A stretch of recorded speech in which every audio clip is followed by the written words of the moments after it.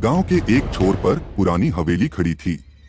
लोग कहते थे कि हवेली में एक जिन का वास है। हवेली के पास जाना तो दूर, कोई उसकी ओर देखता भी नहीं था। एक दिन गांव में एक नई फैमिली आई। शर्मा परिवार को हवेली के बारे में कोई जानकारी नहीं थी। उन्होंने गांव के पास ही एक घर किराए पर लिया और रहने लगे। उनकी बेटी प्रिया बहुत जिज्ञासु थी। एक रात जब सब सो रहे थे, प्रिया ने सोचा कि वह हवेली को देखेगी। उसने चुपके से दरवाजा खोला और हवेली की ओर चल पड़ी।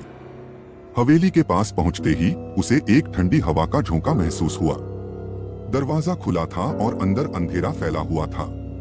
प्रिया ने अपनी टॉर्च जलाई और अंदर चली गई। जैसे ही उसने पहला कदम अंदर रखा, दरवाजा अपने आप बंद हो गया। प्रिया चौंक गई, लेकिन उसने अपनी हिम्मत बनाए रखी और आगे बढ़ी। अंदर के कमरे बहुत ही पुराने थे। फर्नीचर पर धूल की मोटी परत जमी हुई थी। अचानक उसे पीछे से किसी के चलने की आवाज आई।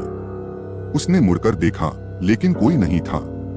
प्रिया ने सोचा कि शायद हवा के कारण कुछ हिल गया होगा।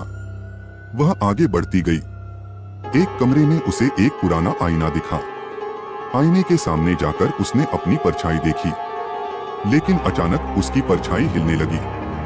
आईने में उसका चेहरा बदल गया और एक भयानक जिन का चेहरा दिखने लगा। प्रिया डर से कांपने लगी और भागने की कोशिश की। जैसे ही वह भागने लगी, दरवाजे अपने आप बंद होने लगे। हवेली की दीवारों से अजीब अजीब आवाजें आने लगी। प्रिया ने जोर से चिल्लाया, कोई है?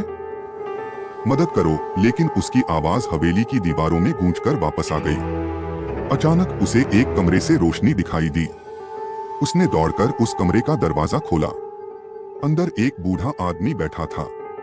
उसकी आंखें लाल थीं और चेहरा भयानक था। उसने प्रिया को देखा और कहा, तुम्हें यहाँ नहीं आना चाहिए था। अब तुम कभी वापस नहीं जा सकोगी। प्रिया ने पीछे मुड़कर भागने की कोशिश की, लेकिन उसके पैर जमीन से चिपक गए। बूढ़े आदमी ने एक मंत्र पढ़ा और प्रिया की आंखें बंद हो गईं। अगली सुबह गांव वालों ने हवेली के पास प्रिया का मोबाइल पाया, लेकिन प्रिया का कोई अतापता नहीं था।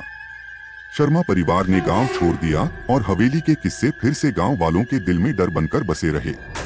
अब भी रात के अंधेरे में हवेली से कभी कभी प्रिया की आवाज सुनाई देती है। लोग कहते हैं कि जिन ने उसे कैद कर लिया है और वह हमेशा के लिए हवेली में ही रह गई है। हवेली अब भी गांव के उस कोने पर खड़ी है, अपने अंदर के रहस्यों और भयानक जिन के साथ।